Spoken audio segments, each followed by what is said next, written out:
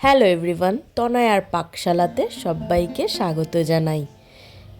আমরা প্রায় শীতের শেষের মুখেই দাঁড়িয়ে রয়েছি, আর হাতে গুনে মাত্র কটা দিন। তাই চট করে এরকম যদি একটা পিঠে খাওয়া যেতে পারে তাহলে কেমন হয়। তোমরা চাইলে কিন্তু এটা গুড় দিয়ে করতে পারো, আমরা কিন্তু চিনি দিয়ে করলাম। তাই জন্য মনে হলো এত অসাধারণ একটা রেসিপি তনয়ার পাকশালাতে কেন থাকবে না। তাই তোমাদের সঙ্গে খুব সহজেই কিভাবে এই রেসিপিটি বানানো যায়, এবং সামনেই যেহেতু দোল, তোমরা কিন্তু এরকম রেসিপি বানিয়ে সবাই কিন্তু খুব সুন্দর করে এনজয় করতে পারো। তাই জন্য আজকের রেসিপি বিউলির ডালের রসবড়া।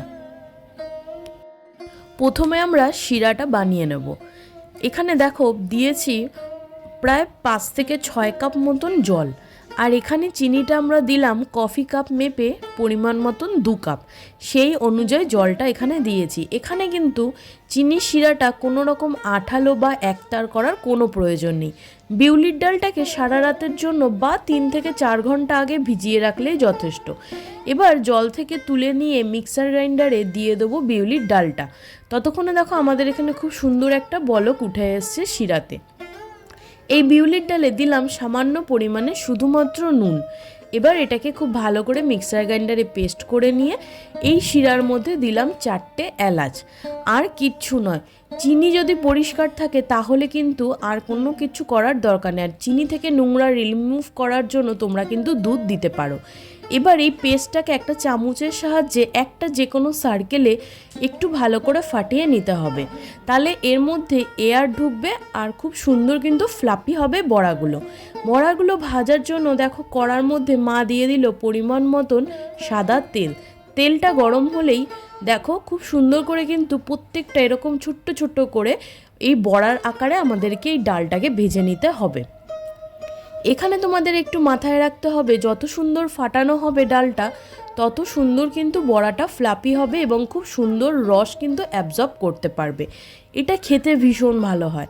আমি তোমাদের হাইলি রেকমেন্ড করব অবশ্যই একবার বিউলির ডাল দিয়ে রসবড়া বানিয়ে খেয়ে দেখো।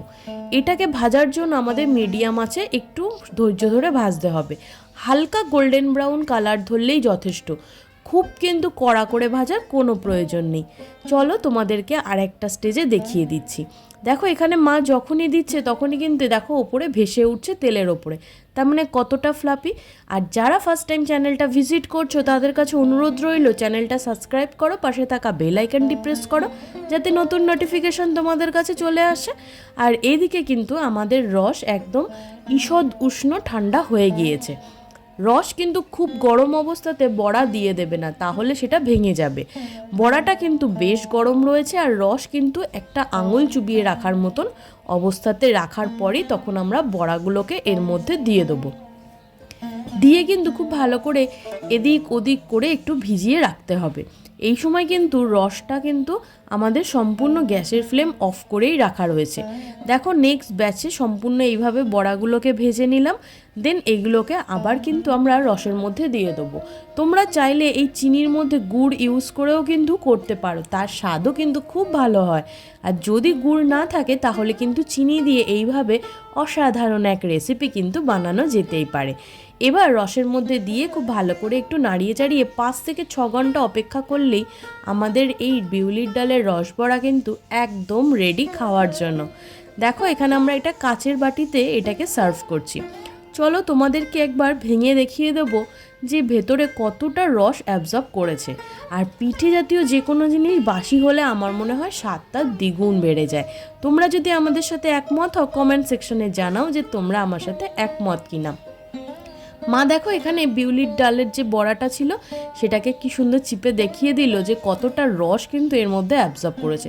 বন্ধু বান্ধব আত্মীয় স্বজন সবার সঙ্গে শেয়ার করো এই রেসিপি। ধন্যবাদ, দেখা হচ্ছে আরও একটা রেসিপির সাথে।